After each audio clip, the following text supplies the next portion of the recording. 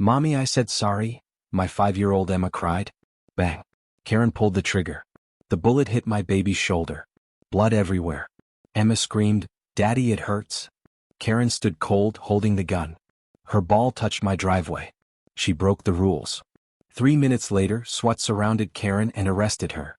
Before watching full story, comment below from where you watching. Also like and subscribe for more stories. The sun was shining bright that Saturday morning. Birds were singing in the trees. My 5-year-old daughter Emma was wearing her favorite pink dress with butterflies on it. She looked like an angel. "Daddy, can I draw with chalk on our driveway?"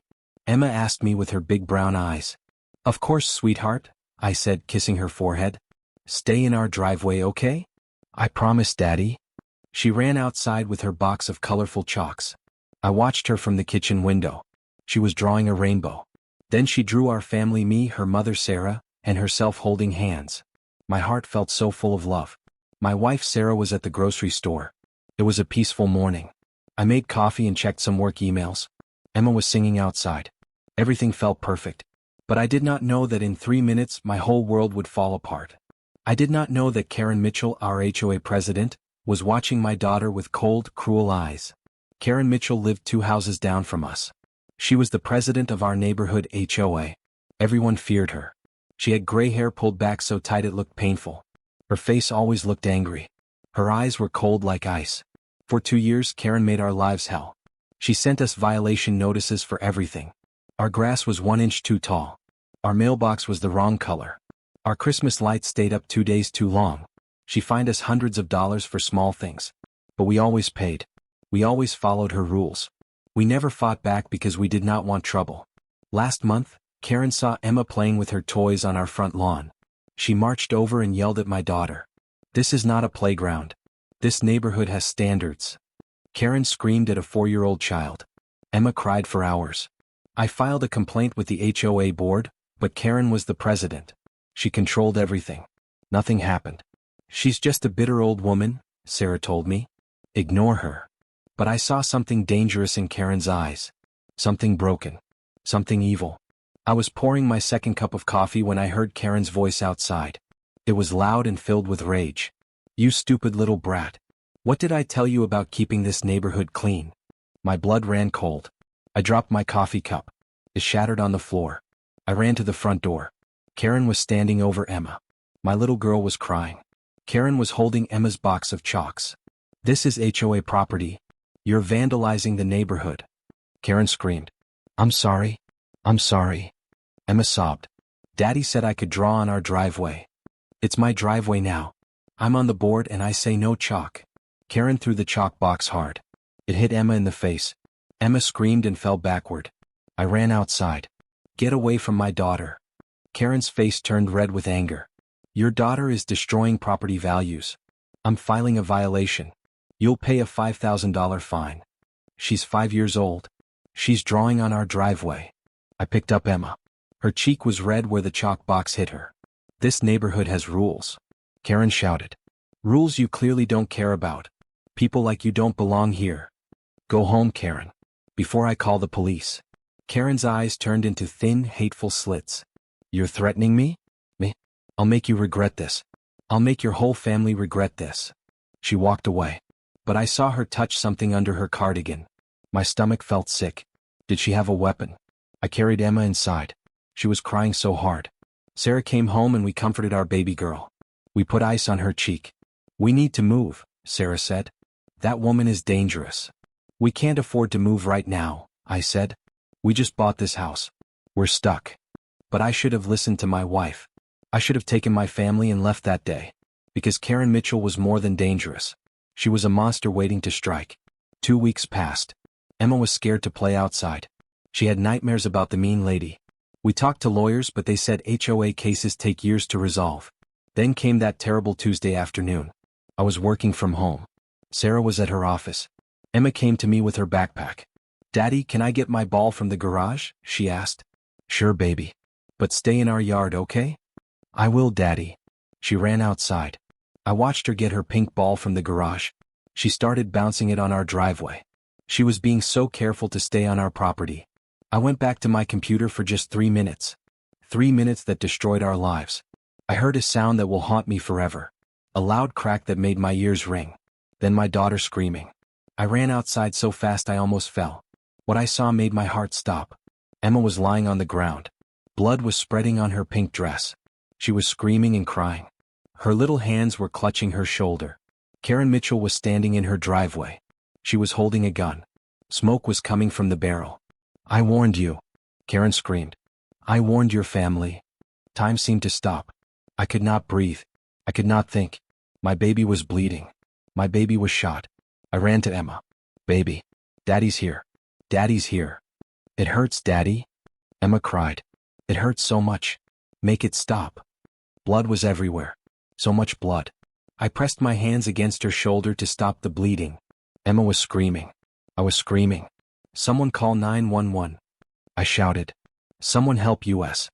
Neighbors came running from their houses. Mrs. Peterson from across the street called 911. Mr. Johnson ran over with towels. Hang on, Emma. Hang on, baby. I pressed the towels against her wound. Her blood soaked through them. You're going to be okay. I promise. Emma's eyes were getting heavy. Daddy? I'm tired. No, no, no. Stay awake, Emma. Stay with Daddy. Please stay with Daddy. Karen was still standing there with the gun. She looked calm, like she did nothing wrong. She deserved it, Karen said coldly. That ball bounced into my driveway. I told you people to follow the rules. I wanted to kill her. I wanted to rip her apart with my bare hands. But I could not leave my daughter. I could not let go of Emma. Mr. Johnson stepped in front of me. Stay with your daughter, he said quietly. His voice was shaking. I'll handle her. Her ball bounced 1 inch onto my property. Karen yelled. This neighborhood has rules. You shot a child, Mr. Johnson said. You're a monster. I was defending my property. Stand your ground. Karen pointed the gun at Mr. Johnson. That was when we heard the sirens. Police cars came racing down our street. Ambulances followed them. Paramedics ran to us. They took Emma from my arms. I did not want to let go. Sir, we need to help her, a paramedic said gently. Let us do our job. They put Emma on a stretcher. She was so pale. So small. She looked like a broken doll. Daddy, don't leave me. Emma cried. I'm right here, baby. I'm coming with you. I climbed into the ambulance. A paramedic was putting pressure on Emma's wound. Another was starting in 4-line. Bullet went through her shoulder, one paramedic said. She's lucky. 2 inches lower and it would have hit her heart. Lucky? My 5-year-old daughter got shot and they called her lucky? I called Sarah. My hands were shaking so bad I could barely hold the phone. Sarah. Emma's been shot. We're going to Memorial Hospital. Karen shot her. Oh God, Sarah, there's so much blood. Sarah screamed. I heard her car starting. I'm coming. I'm coming right now. Tell Emma Mommy loves her. Tell her to stay strong. Emma, Mommy loves you. Mommy's coming. Emma's eyes were closing. I love Mommy. I love you, Daddy. I'm sorry I played with my ball. This is not your fault. I was crying so hard I could barely see. You did nothing wrong. Nothing. The lady was so angry. Emma whispered. I said sorry, but she shot me anyway. My heart broke into a million pieces. My innocent baby girl apologized to her shooter. She thought it was her fault. The ambulance raced through red lights. Sirens blared. Emma was drifting in and out of consciousness. Stay with me, Emma. Talk to me, baby. Tell me the princess story. She whispered. Even dying, she wanted me to tell her favorite story. I held her tiny hand and started talking. My voice was breaking. Tears ran down my face. Once upon a time, there was a brave princess named Emma. She was the bravest, strongest princess in the whole world. They rushed Emma into surgery. Doctors and nurses surrounded her. They pushed me away. Sir, you need to wait outside, a nurse said. That's my daughter. That's my baby. We're going to save her. But you need to let us work. They took Emma through double doors. The doors closed. I collapsed against the wall. My hands were covered in Emma's blood. My shirt was soaked with it. I could not stop shaking. Sarah arrived 10 minutes later. She ran through the hospital doors screaming Emma's name. When she saw me covered in blood, she collapsed. No, no, no, no. Sarah sobbed. Not our baby, please God, not our baby. I caught her. We held each other in that hospital hallway. We cried like we never cried before. She's in surgery, I told Sarah. The bullet went through her shoulder. They said she might be okay? Might? Sarah looked at me with devastated eyes. Might? We had no answers. We could only wait. Hours passed. Each second felt like a year. We sat in the waiting room. Our clothes were covered in blood. Other families stared at us. A police officer came to take my statement. His name was Officer Rodriguez. He looked angry. Tell me everything, he said. I told him the whole story. About Karen's harassment. About her threats. About how Emma's ball bounced slightly onto Karen's driveway. About the gunshot. Karen Mitchell? Officer Rodriguez's face went dark.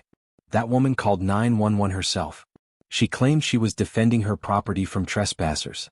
She said Emma was destroying her property value. She's 5 years old. Sarah screamed. What property damage? A bouncing ball? Ma'am, I know. Trust me, I know. We have Karen in custody.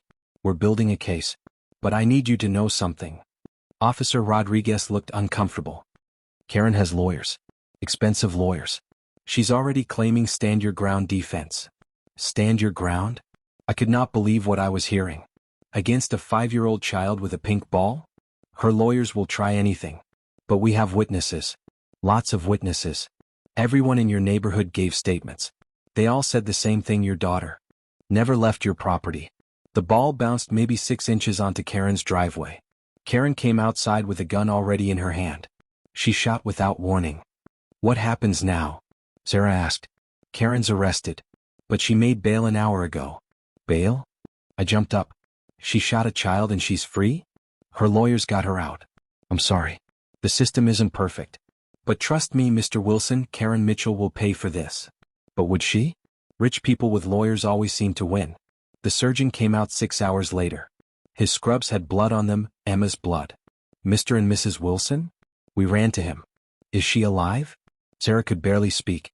Emma's alive. The surgery went well. The bullet passed through her shoulder, missing major arteries.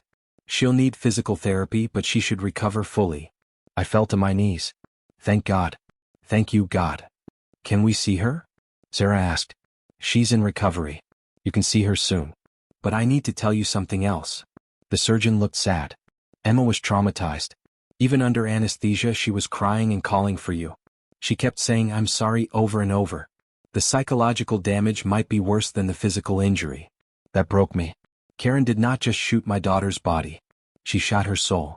They led us into recovery. Emma looked so small in that hospital bed.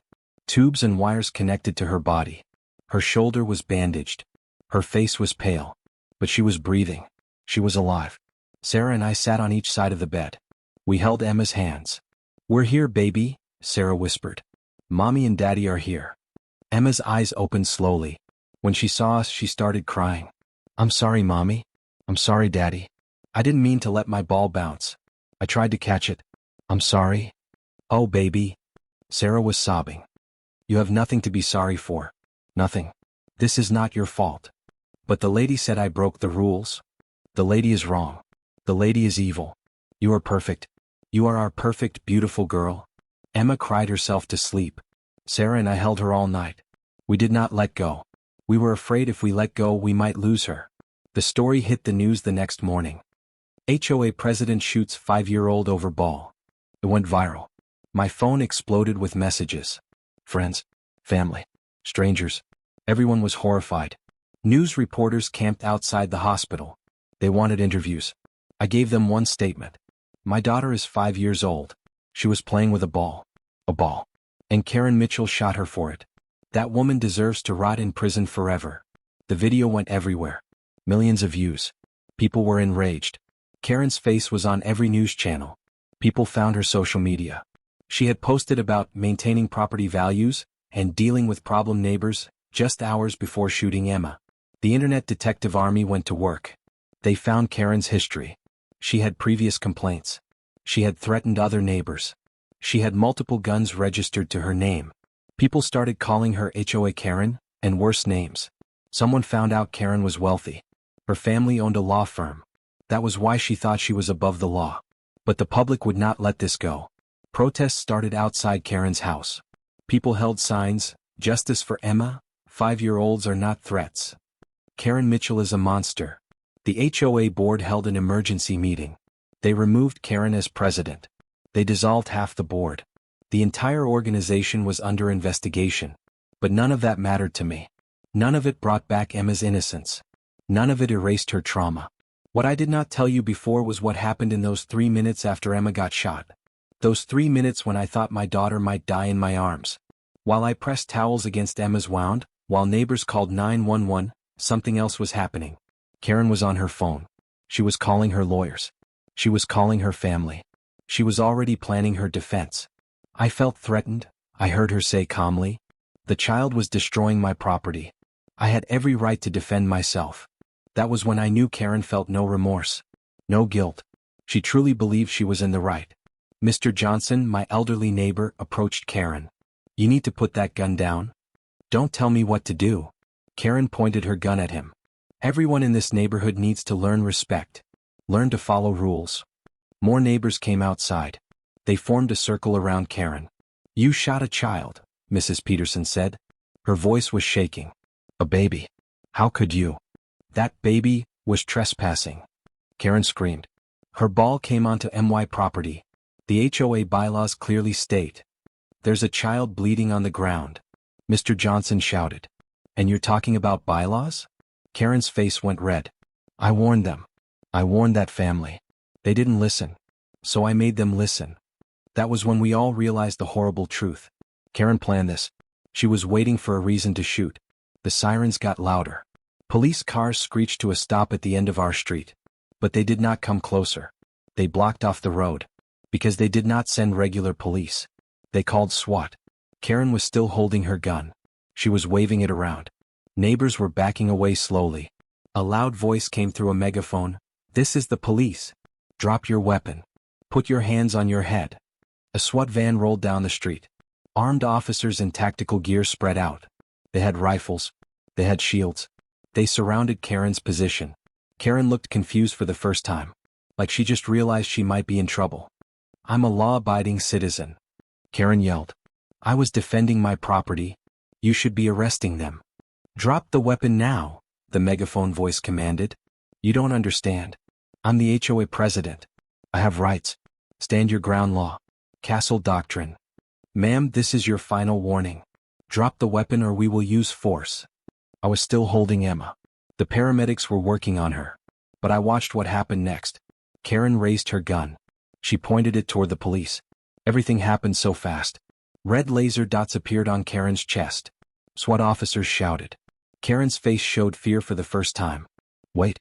Wait." Karen screamed. "I'm putting it down. I'm putting it down." She dropped the gun. It clattered on her driveway. She raised her hands slowly. SWAT officers rushed forward.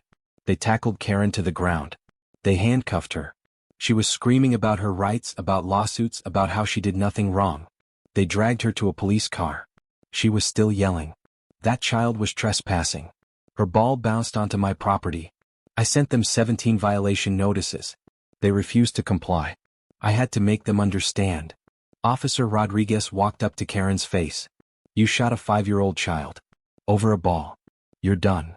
They put Karen in the car. She was crying now. Not tears of remorse. Tears of anger. She was angry that she got caught. Angry that she faced consequences. The ambulance with Emma pulled away. Sirens wailing. My baby fighting for her life. Karen screamed one last time. She broke the rules. Emma stayed in the hospital for 8 days. Each day was agony. She had nightmares. She would wake up screaming. "The lady with the gun. She's coming. Make her go away." Sarah and I took turns sleeping at the hospital. We never left Emma alone. Physical therapy was painful. Emma cried through every session. Her shoulder hurt. She could not lift her arm. "I can't draw anymore, Daddy," she sobbed one day. "My arm won't work. The lady broke my arm." "Your arm will heal, baby," the doctors promised. "But what if it doesn't? What if I can't draw rainbows anymore?"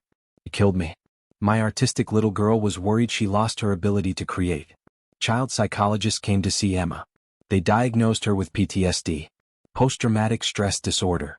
At 5 years old. "She'll need years of therapy," the psychologist told us. "She'll always remember this. The best we can do is help her process it in healthy ways." Sarah cried every single day. She blamed herself. "I should have been home. I should have protected her. This is not your fault, I told her. This is Karen's fault. Only Karen's. But guilt does not listen to logic. Emma refused to go outside. Even in the hospital she was afraid of windows. What if the lady comes back? What if she has another gun? The lady is in jail, sweetheart. She can't hurt you anymore. Promise? I promise. But I was not sure I was telling the truth. Rich people with lawyers sometimes go free. The prosecutor called me. Her name was Jennifer Hayes. She sounded fierce. Mr. Wilson, we're charging Karen Mitchell with attempted murder, assault with a deadly weapon, child endangerment, and illegal discharge of a firearm. Will she go to prison? If I have anything to do with it, she'll never see daylight again. But I need you to be prepared. Her lawyers are good. They'll try everything. Character assassination. Victim blaming. They'll claim Emma provoked her. Emma is 5. I know. And a jury will know too. But trials are unpredictable. I need you and your family to be strong. Karen's lawyers held a press conference. They painted her as a concerned citizen trying to maintain community standards. They claimed she feared for her safety when Emma's ball came near her property. The media tore them apart. But it showed us what we were up against. The preliminary hearing came. Sarah, Emma and I went to court. Emma had to see Karen again. When Emma saw Karen in that courtroom, she grabbed my arm so tight her nails drew blood. She started hyperventilating. That's her daddy? That's the mean lady. Karen looked at Emma with cold eyes. No remorse. No apology. Just anger. The judge set trial for 6 months away. Karen posted bail $5 million like it was nothing.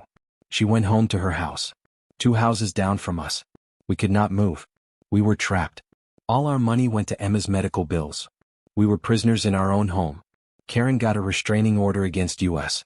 Her lawyers claimed we were harassing her. It was insane. Emma refused to go outside.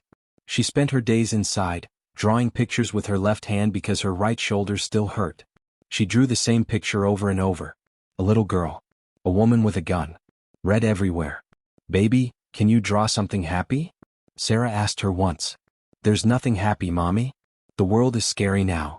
5 years old and the light in her eyes was gone. I installed security cameras. Locks.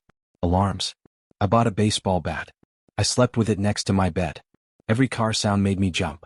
Every knock on the door made my heart race. We were living in fear. While Karen lived in comfort 2 houses away. The neighborhood changed. Half the families moved out. They could not stand living near a place where a child got shot. People left flowers and toys on our lawn. Notes that said, "We're sorry," and "Justice for Emma." But sorry did not heal Emma's body. Sorry did not stop her nightmares. 6 months later, the trial began. The courtroom was packed. Media everywhere. Protesters outside. Karen wore expensive suits. She looked calm. Her lawyers were confident. The prosecution called me to the stand first. I told them everything. About the harassment. The threats. The shooting. Karen's lawyer cross-examined me. Mr. Wilson, isn't it true you filed multiple complaints against my client? Because she was harassing my family? Or were you harassing her? Refusing to follow community guidelines? She shot my daughter. Allegedly. We'll let the jury decide that. They tried to make me the villain. The jury looked disgusted with them. Sarah testified. She broke down on the stand. That monster shot my baby. My innocent baby. Then came the hardest part. Emma had to testify. She was 7 now. 2 years had passed. She was still in therapy. Still afraid of the world. The judge was gentle. Emma, can you tell us what happened that day? Emma's voice was so quiet. I was playing with my ball. It bounced. The mean lady came outside with a gun. I said sorry. She shot me anyway. It hurt so much.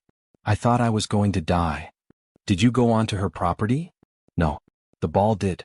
But I didn't. I was trying to catch it. What did you do after your ball bounced? I said sorry. I said sorry so many times. But she shot me anyway. There was not a dry eye in that courtroom. Except Karen's. She looked bored. The defense tried to cross-examine Emma. Isn't it possible you did step onto Ms. Mitchell's property? Objection, the prosecutor shouted. The defendant is traumatizing this child. Sustained. Move on, counselor. The evidence was overwhelming. Security footage from 3 houses. 17 witnesses. The bullet trajectory. Everything proved Karen shot Emma without provocation. The defense argued stand your ground. They argued Karen felt threatened. They argued property rights. The jury deliberated for 3 hours. We sat in that hallway, Sarah's hand in mine, Emma between us, waiting for justice. The bailiff called us back in. The jury has reached a verdict. My heart pounded so hard I thought it would explode. On the count of attempted murder, how do you find the defendant? Guilty. Sarah started crying. I hugged Emma tight. On the count of assault with a deadly weapon? Guilty. On the count of child endangerment? Guilty. Every single count. Guilty. Guilty. Guilty. Karen's face went white. Her lawyers looked shocked. She started screaming. This is wrong. Wrong. That brat deserved it. She broke the rules. Even then, she showed no remorse. The judge slammed his gavel. Ms. Mitchell, you are remanded into custody until sentencing. Bailiff, remove her from my courtroom. They dragged Karen away. She was screaming about appeals, about injustice, about rules. But she was going to prison. Finally. 2 months later we returned for sentencing. The judge looked at Karen with disgust. Ms. Mitchell, I've been a judge for 30 years. I've seen many criminals. But I've rarely seen someone as remorseless as you. You shot a 5-year-old child over a bouncing ball. And you feel no regret. You believe you were right. I was right. Karen shouted. Property values. Rules. Order.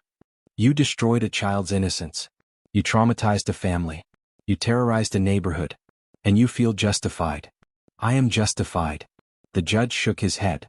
The law allows me to sentence you to 25 years to life. I'm going to use that full discretion. Karen Mitchell, I sentence you to life in prison without the possibility of parole for 25 years. No. Karen screamed. I have rights. I have money. I have lawyers. You have a cell waiting for you. Get her out of my courtroom. They dragged her away. She was still screaming. Still claiming she was innocent. But she would spend the rest of her life in prison. She was 67 years old. She would die there. Justice. Finally. It has been 3 years since that terrible day. Emma is 8 years old now. She still has nightmares sometimes. She still sees a therapist twice a week. She still has a scar on her shoulder that will never go away. But she's smiling again. Not as much as before. But she's trying. She draws again. Beautiful pictures. She draws rainbows and families and love. She still does not like going outside alone. But she's getting braver. Last week, she rode her bike in our driveway.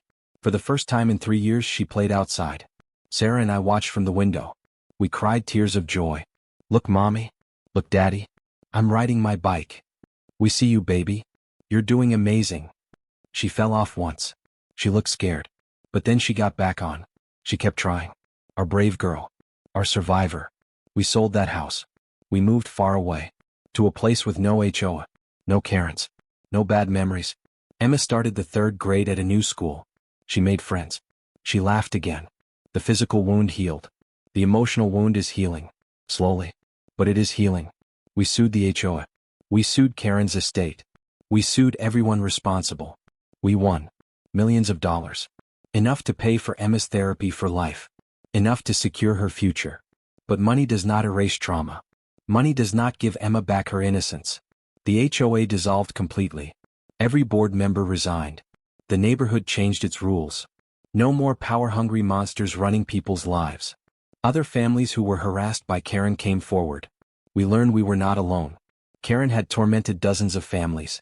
We were just the ones she finally shot. Last week, Emma wrote a letter in school. Her teacher sent it to us. It made me cry. My name is Emma. I am 8 years old. When I was 5, a bad lady shot me because my ball bounced. I almost died. I was so scared. I had nightmares for years. But I'm still here. I'm still alive. The bad lady is in jail now. She can't hurt anyone anymore. I want other kids to know something. If someone is mean to you, tell your parents. If someone scares you, run away. If someone hurts you, it is never your fault. I thought it was my fault. I said sorry to the lady who shot me. But my mommy and daddy told me the truth. It was never my fault. I was just a little girl playing with a ball. Bad people exist in the world. But good people exist too. More good people than bad. My mommy and daddy protected me. The police helped me. The doctors saved me. My teachers believe me. I'm still scared sometimes. But I'm also brave. Because I survived. And I'm going to be okay. If you're hurting, you can be okay too. Just hold on. Tell someone. Ask for help. Love, Emma. Sarah and I read that letter together. We cried and held each other. Our baby girl.